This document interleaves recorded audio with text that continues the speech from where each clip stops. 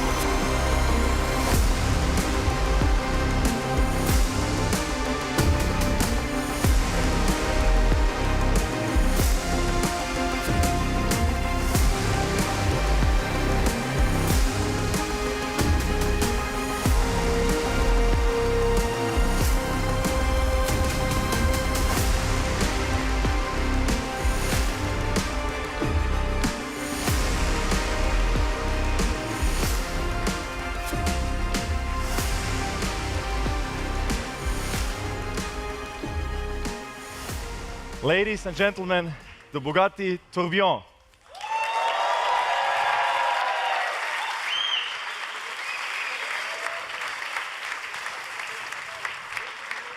And please, a big applause for the fastest man on the road, our chief test driver, Andy Wallace.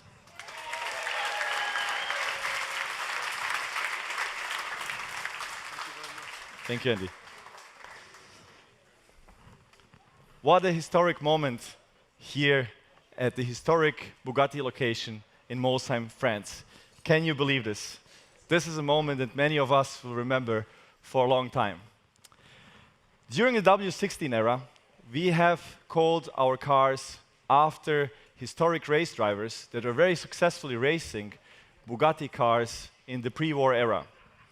Now, with the new era, we have chosen to have a different approach. The Tourbillon has been inspired, as you will see when you see some of the details, by very high-end watches. Those watches have wonderful mechanical pieces of art inside of them. They're mechanics. No matter if you have a transparent housing on these watches or not, you know that the mechanics inside are beautiful. The highest end of these watches have also a mechanism called the tourbillon, which is a mechanism that counteracts the forces of gravity in order to increase precision. The Bugatti tourbillon can accelerate with far over 1 G, so it also plays with gravity. A new Bugatti is a very special occasion. But something like this, a completely new one, developed completely from scratch, only comes around every couple of decades. And with this one, today, right this moment, we are starting a new era in this century-old brand. Looking at this car, I'm so incredibly proud of the team that has developed it, giving their relentless efforts and dedication to make it possible. Because what we have embarked on with this project was very, very ambitious. And by looking at it, you see how this team collaborated, how hundreds of people have worked together over years to create this masterpiece. It's a car, and you will see that later when we go more into the details of the technology and the design, that like no other, I just don't know any other example where it feels like it all came from the same hand, from the same person, because everyone worked so beautifully hand in hand. What makes me most proud is that we have executed on all of the romantic and beautiful and crazy ideas that we had at the beginning. Ideas that would have been easily dismissed as too complicated, expensive, or impossible. But as Ettore Bugatti said, nothing is too beautiful, nothing is too expensive. We did not let anyone tell us that we cannot do something or that anything is impossible. Our job is to make the impossible possible for you, our customers. Thinking back at the giants on which shoulders we stand on, Ettore Bugatti and his son Jean, Romano Artioli, Ferdinand Piech, I like to think that if they would see what we have created, they would be proud of. They would love this. Luckily, we have one of them right here, so I will ask him about his opinion in a few moments. So we'll get some direct feedback as well. So this will be a very important feedback, Mr. Artioli. But for me, the tourbillon and what we have created here, it's much more than a hypercar. Of course, it's wonderful to make these beautiful pieces of art for you, for our dear customers, without which this wouldn't be possible. But for me, this is a celebration of humanity, a celebration of all human aspects, art, technology, precision, materials, everything is inside a car. And I hope that kids today still put wallpapers of such machines on the walls of their bedrooms, just as I did not too long ago, because that also has motivated me to create such things or to work on such beautiful cars, and I hope that inspires kids of tomorrow that they can create such or participate in creation of such beautiful works of art, whether it's a car or anything else what they decide to do in their life. The tourbillon is again raising the level, raising the bar in every aspect, confirming that Bugatti is at the top of the automotive art, form, and technique. it is what a Bugatti needs to be. As Ettore Bugatti said, if comparable, it's no longer Bugatti. You will see this car is not comparable. It is very unique, very special for all the right reasons. But now, let's see the car in action to see how it looks when it moves.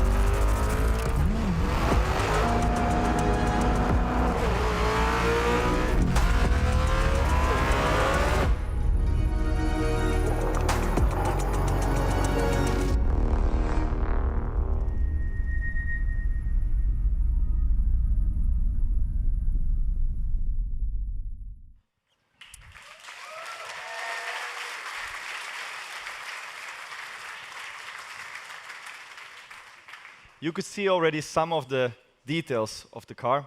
So from the outside, you see very clearly a Bugatti. So the exterior design has been clearly an evolution, but the whole car is a revolution. It does not share any component with any other car. It doesn't share any component with the Chiron or with the Nevera or with any other car on the planet. Everything is completely new, and you will see some very special things about it. But let's hear first from the design director, Frank Heil, about the design behind the car. Frank.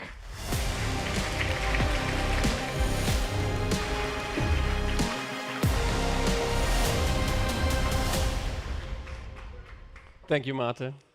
So how do you go about designing the successor to the Chiron?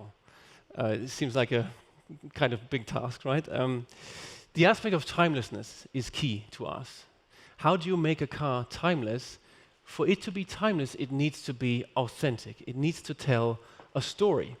The story of the tourbillon is the interplay between speed and elegance. One could almost say it is shaped by speed.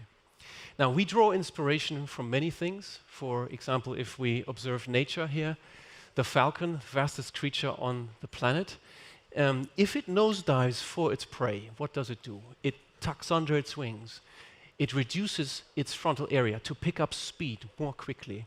And this also goes together with our observations in now over 20 years in doing these high-speed programs like Chiron and Véran, and now with the tourbillon, is if you reduce frontal area, it has a greater influence on the speed of the vehicle, unlike anything else. And so the concept of reducing frontal area was also being exercised by Jean Bugatti, who we also take great respect and influence from, with his concept that he called surbaissé, where he submerged the engine in his Type 57 SC Atlantic. He submerged the engine behind and below the front axle to get the bonnet lower, to get the driver lower, to get the roof lower, to reduce frontal area.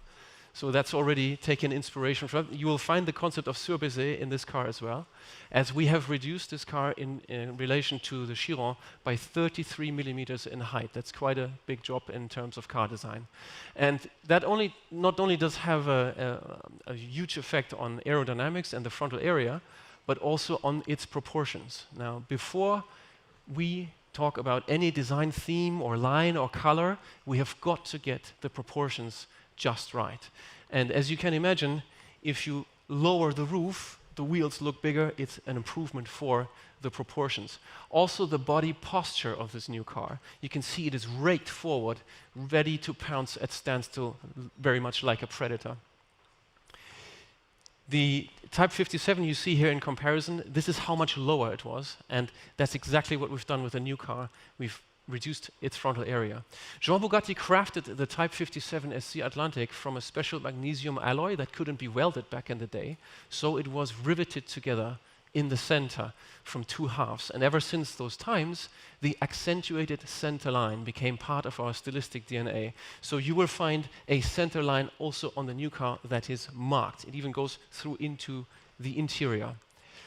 The design DNA of Bugatti is not only the center line, it is also the Bugatti line on the side, which finds a new interpretation into this body side here once again, which is also the physical parting line between the two colors on the two-tone paint scheme.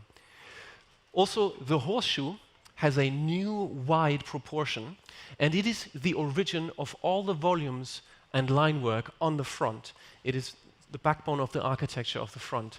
A radical new cooling and luggage concept also goes together with it. And we have these two, what we call flying fenders, docked onto them, and we're streaming air through underneath the headlights to exit the air in the A-pillar area to pressurize the side air intakes. As you know, it's an atmospherical engine, so any bit of extra air pressure that you can ram-induce into the side air intakes will actually increase power. We come to the more sculptural, more sensual, more reflection-based. There's almost no line to that rear three-quarter side panel here, surfaces, and which leads us to a beautiful contrast on the rear, where we have these more sensual surfaces up above and the more technical, more fragmented, more aero-driven surfaces down below. And it's this contrast that makes this so appealing. If we come to the interior, this is where digital detox meets the art of watchmaking. We have chosen to do the entire human-machine interfacing between operating the vehicle and displaying information at the driver in an analog fashion. It's completely timeless. We're speaking about authenticity, making it timeless through authenticity. And so we have a very unique steering wheel concept we call a fixed hub steering wheel. As you can see, the airbag and the instrument cluster stay put while the spokes reach around them, and so the driver has an unobstructed vision onto their instrumentation no matter what steering angle they dial in. Also, the instrument cluster is housed in a titanium housing. There's real ruby stone bearings.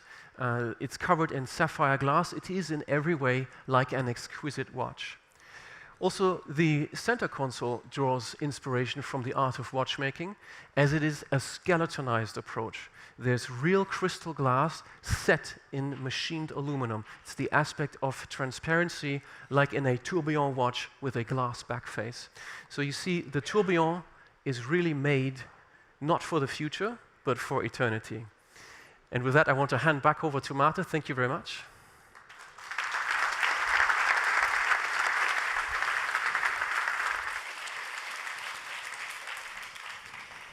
What a beautiful job Frank and his team has done. But we will now talk more about the underpinnings that made it possible. The technical details of the car that were developed by Emilio Scervo, our CTO, and his team of over 300 engineers who have worked on this project. Some people might think that design is something that you just do in the air, something like a facade on a house, something that you just do on top of a technical platform. And actually, that's quite true for many cases, and that's how fake air vents came to be, or fake exhaust, because the designers imagine something that has no technical reason for existing. A Bugatti is completely different. We like to say what you see is what you get. If it looks like aluminum, it is aluminum. If it looks like carbon, it is carbon. And this is also true here. Everything has a function. Every little thing, like what Frank explained, for example, this hovering lights with the air channel underneath it, everything has a reason to exist. So, like no other car before, I believe the technical team and the design team have worked so closely hand in hand to create something that comes like from one person, but actually from hundreds of people who have worked on it. When designing a car, there is usually an interior and exterior design team. Two design teams that work hand in hand to develop what the customer sees from the outside and inside. And then the stuff in between, the technical part, is usually just done by the engineers to fulfill its purpose. It's usually doing its job, nobody cares how it looks like, and just to do whatever it needs to do for the cheapest and simplest way possible. We did not want to work like that. We want the Bugatti to be perfect, even where you don't see it, even where you will never see it. You need to know that the Bugatti is perfection, even where you never look.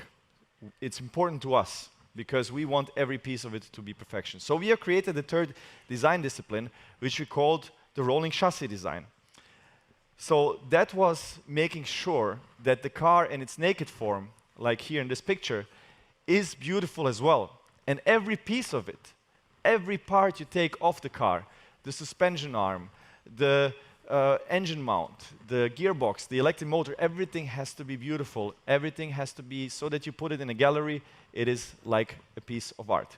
And I guess you might already guess that this is the favorite part for me, for the car, the technical underpinnings that enable this wonderful design. So it all starts with the powertrain. Of course, the powertrain is the most important part, with the going from the W16 to the naturally aspirated V16 and the hybrid powertrain system. As you know, when we started to develop it, we could have gone in any direction when it comes to the shape of the car, to the category of car. It didn't have to be a sports car. Bugatti's history is more than rich enough to go in another direction, but we have decided that for the new chapter we go with a hypercar, and then we decided to also continue with the combustion engine. So going with a new combustion engine was a strong decision, but not only with any combustion engine, we wanted to have the most emotional combustion engine possible.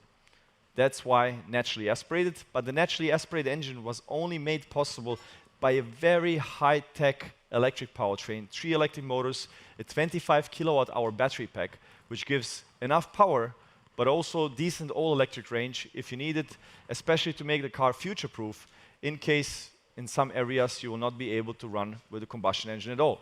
So with the 25 kilowatt hours, you should get a pretty decent all-electric range of around 60, 70 kilometers, even without using the combustion engine. So a V16 is, of course, naturally longer than a W16. As you know, W16 has its cylinders offset. They are not in a straight line, while the V16 cylinders are in a straight line. On top of that, this car has actually more displacement. While everyone went for reducing the size of engines, here we went from 8 liters to 8.3. So this engine is 25 centimeters longer compared to the W16. And then we have a big battery pack and 3 electric motors, and we even have a bigger trunk, and despite the lower cabin, we have the same interior space as a Chiron. So when we started working on this, I didn't know what it means for design if the car just becomes longer because of a longer engine and because of all the other stuff we needed to fit in the car. I thought maybe it's good for design. So I talked to Frank and Achim, and they immediately said, no, just don't make the car any longer. Just try to keep the same length. So despite having so much longer engine and all the other hybrid parts, the big battery and so on, the car is only 2.9 millimeters longer in wheelbase. That's one of the magic tricks that Emilio and his team have done to keep the beauty of it, and even more of a magic trick, the first hybrid car that went from combustion only to hybrid and being lighter than the combustion car, despite having the 200 kilos of battery pack and all the other electric powertrain components. When we go to the top view, you can see how different it is. So in the Chiron, many of you who are using it, you know that you sit quite far away from your passenger. And that's because the gearbox of the car was in front of the engine, so between the passengers. That's why you were sitting far apart, one from the other. And that also means the doors move out and the windows move out, the greenhouse. And here we have now the battery in the middle, in the tunnel, but also behind the seats, structurally integrated into the monocoque, and the gearbox, now an 8-speed double clutch behind the engine, with an electric motor in the rear, 2 electric motors in the front. That enabled us to push the occupants closer while still having more than enough comfort, the same comfort, just closer, which meant that the glasses, the greenhouse, is now narrower, and that enabled, for example, this shoulder line here, which we also use for the aerodynamics that are compressed at the front to then go into the air intake of the engine. And you can see that this piece here, this shoulder line, we call it the shoulder, makes the car look more masculine. Even when it's standing still, it's more dynamic. And that's something where you see where design is not just something on top, it's enabled by the technology underneath. It all works together. So because of the gearbox now moving to the back, the battery being more narrow, the seats moving closer, you have this masculinity that we have here. And then, of course, the engine. It's, as you have seen already, exposed. That was very important for us to see the engine and not just any kind of cover. This is the actual plenum of the engine that you see outside. And one of the things that we have managed to do, because for total air resistance is actually the drag coefficient times frontal area. And as Frank has explained, we tried to reduce the frontal area as much as we could. So the roof is lower, the bonnet is lower, but also the cabin is more narrow, so the frontal area is a lot smaller. So the aerodynamicists wanted actually to close the rear to achieve their aerodynamic targets, the drag coefficient, or to significantly reduce this opening. But we told them, no, no, no, no, no. You are talking only about the drag coefficient. You are forgetting that you need to multiply that with the frontal area. So we have reduced the frontal area greatly, so we can play a little bit by having some nice things like the big engine opening. So you just see how everything works together. There's no separate piece. Everything works as one concept. But now something very exciting. One very good decision that we did was we started immediately. As you saw this little model that I showed you as the concept of the car, we knew exactly what we want. So we started to develop the combustion engine immediately. We started with the battery. So we have the combustion engine running on dynos for already 2 years. So the powertrain is very mature. And what you will hear now is the actual sound of the engine accelerating from 0 to over 400 kilometers per hour. You will hear how it actually sounds. The video is CGI, but the sound is real. So listen to this.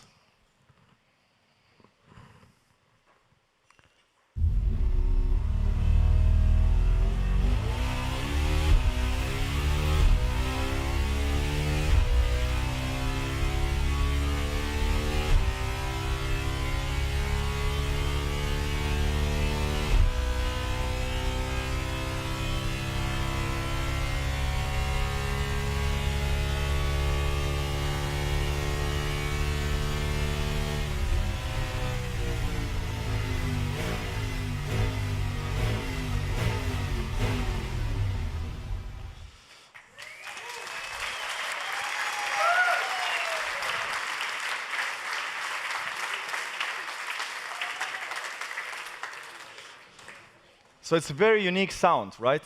It doesn't sound like a V8, doesn't sound like a V12. It's something on its own, and that's what we wanted to achieve, something unique. And it's actually a very interesting combination. Quite an old school combustion engine, because no turbos, but actually made possible by a high-tech electric powertrain. It's kind of like how the anecdote of how electric cars got killed by the electric motor, by the electric starter, so people didn't have to crank their engine anymore, and that made it easier to use combustion engines. And then this killed the electric car. So the electric motor kind of killed the electric car 100 years ago. Here we have the electric motor saving the naturally aspirated engine.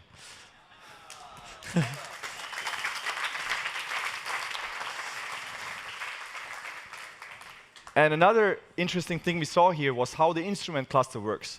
So you saw on the center part, you have the RPMs going all the way above 9,000 RPM. So you have this 1 meter long crankshaft with 16 pistons on it, spinning over 9,000 RPM. Then you have the speedometer, and you see how far it goes. So there is potential in this car. And on the right, you have the power meter in horsepower. You have 2 needles, one for the combustion engine, one for the electric powertrain. And you basically add up the power of each. So you could see now with full acceleration, the combustion one goes to 1,000 horsepower.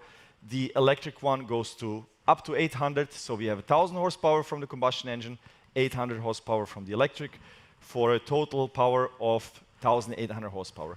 And all of these movements you see, all of these gears, they are actually moving the needles. So the needle is being moved by those mechanics behind it. Then you can also see on the lower side of the steering wheel the modes. On the left side are the chassis modes, so how you set up the suspension, steering, aerodynamics, and so on. On the right side is powertrain modes. We want to give power to the customers. We don't want to make decisions for you. If you want to drive combustion only, turn a button, you drive combustion only. There is no electric assistance. If you want to drive electric only, the combustion engine will never turn on unless you deplete the battery. If you want the car to make the decision for you, you go into hybrid mode and the car does everything itself. But one thing we'll for sure not do is that the engine turns on and off all the time, annoying you. So.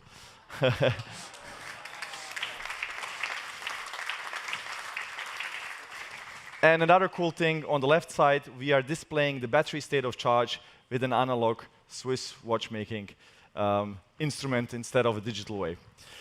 So we talked also about, let's talk a little bit about the numbers. Bugatti is not really so much anymore about numbers, it's about the whole package, but we have to mention them.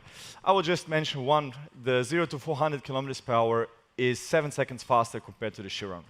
So we have higher top speed, we have better acceleration, more power, but the magic trick really is that the car is lighter. By how much, I won't say, because we are still working on some details. It still could go a few kilos up and down. It won't be a lot, but it is lighter than the Chiron, which is, I think, a huge achievement, mostly thanks to Emilio and his relentless push for it, because he made sure that every kilo gets squeezed out. And how did we do that? Two things. One is architecture, so the overall concept. So big decisions at the beginning.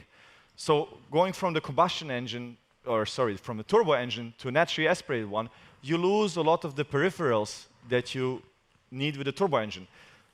Pumps, pipes, intercoolers. Then you have less torque going through the gearbox because a part of the torque is being taken care of from the electric powertrain, so the gearbox gets lighter. So the battery is 200 kilos. The front e-axle with 2 electric motors is 82. The rear electric motor is 23, the rear inverter is 11. So you have 300 kilos of electric powertrain, 300 kilos. That's, let's say, added on top. So if you take a Chiron, that would be 2 tons plus 300 kilos. We have removed this 300 kilos from the combustion engine, from the gearbox, but also other parts. So one part is architecture. For example, how the battery pack is integrated very nicely into the monocoque as an integrated part. But then the second part is every component. And here is a wonderful example, 3D printed metal suspension. This is a suspension arm, but also the knuckles, the uprights are 3D printed. And just with that part, with the suspension being 3D printed, we have saved 45% of weight compared to the Chiron. So on architecture level savings and component level savings. And this was also shaped by AI. And now we come to the aerodynamics aspect of it. So perfect aerodynamic shape is the wing. And usually cars are not really like wings. Actually, they are like wings generating lift, but we don't want lift, we want downforce. But if you take a cross-section across the tourbillon, it actually is almost like a wing, the right side down. How did we achieve this? By an ultra-long diffuser. And this is, again, the interplay between design, concept, and engineering. So you see how far up the diffuser ends. But the diffuser only works if it's not at a high angle, if it's around 11 degrees. If it's more, then the air will delaminate from the diffuser and will not stick to the diffuser any longer. So you have to have a very gentle incline. But if it's so high, it means the diffuser needs to start very far. So the diffuser actually starts around here, where the seat is. So half of the car is the diffuser, which enables us to not really use a wing, even for top speed. So we have a wing that deploys, but mostly for air braking and for handling mode. But for top speed, we actually don't need the wing, so the diffuser gives us, let's say, free downforce with not so much of drag as opposed to a wing. And it makes the car look more elegant, as you need the wing less. But in order to have such a diffuser, we have a less wide engine, a narrower engine. The W16 is very wide, the V16 is long, but narrow, which means the tunnels can go left and right of the engine, and even the engine is in an incline. And then on top of that, The diffuser is also the rear crash structure. Usually you would have a crash structure which is hidden away by the bumper, but then you have a big bumper.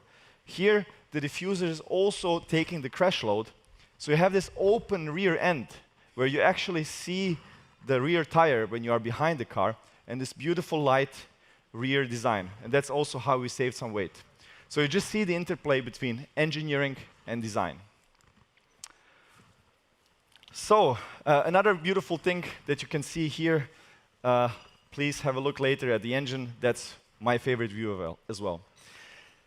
There's so much more about this car that I could talk about. The fixed top steering wheel, what it took to do that. The seating position, so we have moving pedals. The seat is moving up and down, but the backrest is moving forward and backward, but the seat is not moving forward and backward. The pedals are moving, which enabled us to not make the car longer, one of the things. There is millions of more things that I could tell you about, but we will tell you those stories in the weeks and months to come. Now, I will just give you some more details about the car. We will produce 250 of those beautiful machines, and we will start deliveries in 2026. So, the team who has pulled off this beautiful masterpiece is led by the 4 board members of Bugatti Rimac, which I would, at this moment, invite to join me here. Larissa Fleischer, our CFO, Emilio Scervo, our CTO, Christophe Piochon, our Chief Operations Officer. So, Larissa, she is paying the bills. He is making it, and he's developing it. So, we all work hand in hand.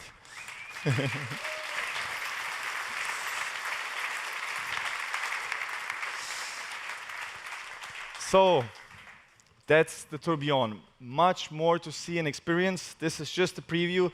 There's so many layers to this car, which you will see in the time to come.